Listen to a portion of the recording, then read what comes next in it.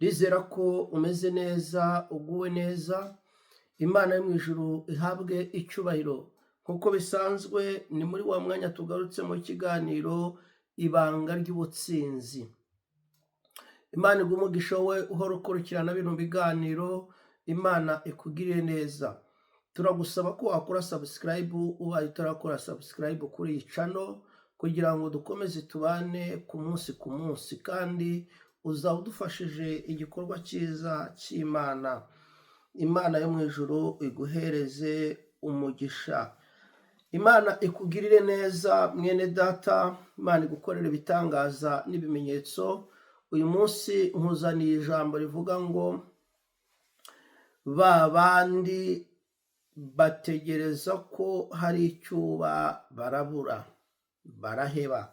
Ba bandi bategereza ko hari icyuba barabibura. Ntabwo nzi abakugose bategereje gukorwa n'isoni. Ntabwo nzi abagukikuje bategereje gukorwa n'isoni. Ntabwo mbizi uko bangana.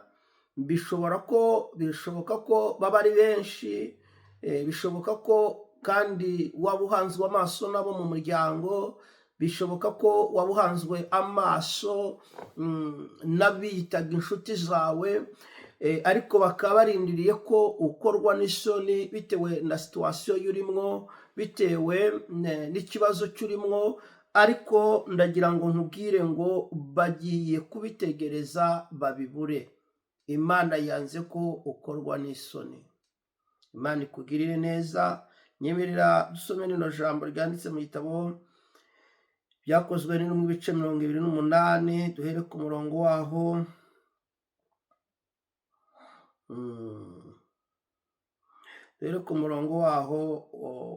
wa 5. Haravuze ngo ariko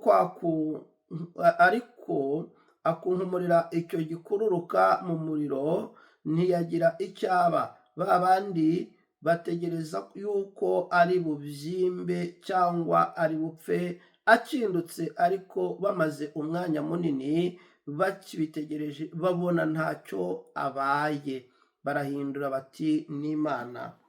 Barahindura bati n'Imana kuko bategereje umwanya munini babonye nta kintu abaye. Yari umugaragu w'Imana Pawulo amaze kuva mu nyanja, babona inyanja ntiyamwishe, bamutega inzoka ntiyamwica. Bibiliya avuga ngo ayikunkumurira mu muriro, babona nta kintu, ngo bategereze umwanya, bavuga ngo reka turebe araza gupfa, kuko iyi nzoka yica mu minota 5, umuntu agahita aturika, umuntu agahita acinduka. Ariko Bibiliya iravuga ngo bategereza umwanya munini babona nta kintu agize ute abaye.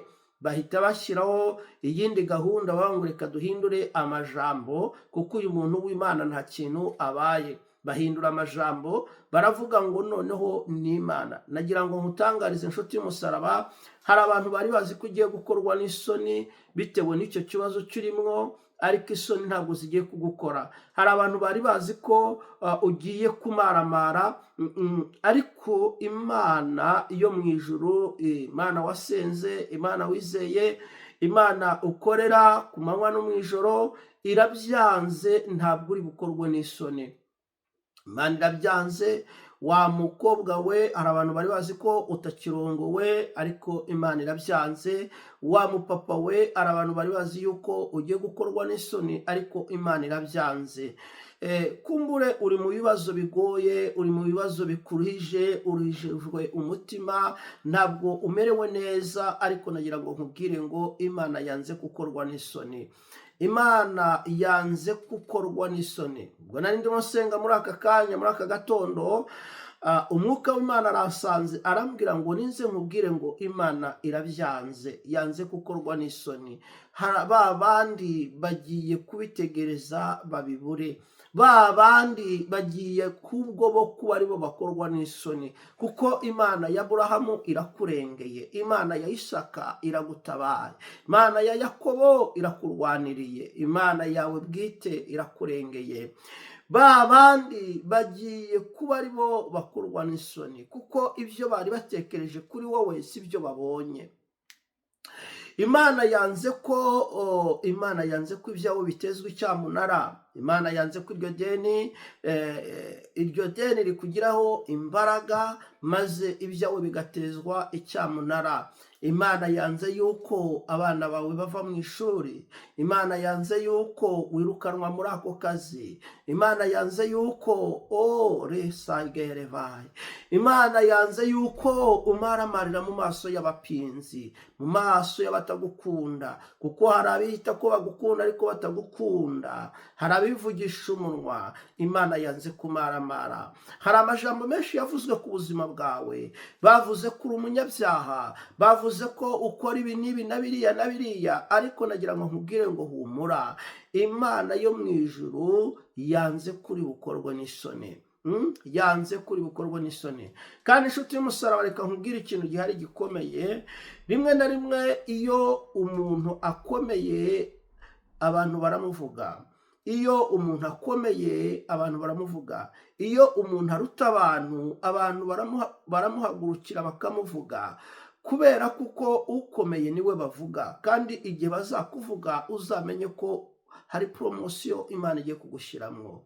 Ntabwo nzi amajambo bamaze igihe bakuvuga, ntabwo nzi ibyo bamaze igihe bakubeshyera, ariko nagira ngo nkubwire ngo Imana yanze gukorwa n'isoni.